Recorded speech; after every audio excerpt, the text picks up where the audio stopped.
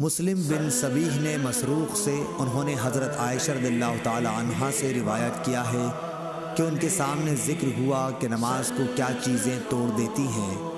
لوگوں نے کہا کہ کتا، گدھا اور عورت بھی نماز کو توڑ دیتی ہے جب سامنے آ جائے۔ حضرت عائشہ رضی اللہ تعالی عنہا نے فرمایا کہ تم نے ہمیں کتوں کے برابر بنا دیا، حالانکہ میں جانتی ہوں کہ نبی کریم صلی اللہ علیہ وسلم نماز پڑھ رہے تھے۔ میں آپ کے اور آپ کے قبلے کے درمیان سامنے چارپائی پر لیٹی ہوئی تھی۔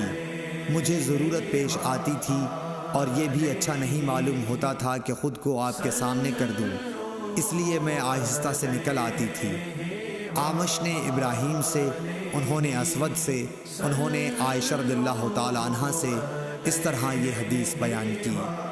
صحیح بخاری حدیث نمبر 511۔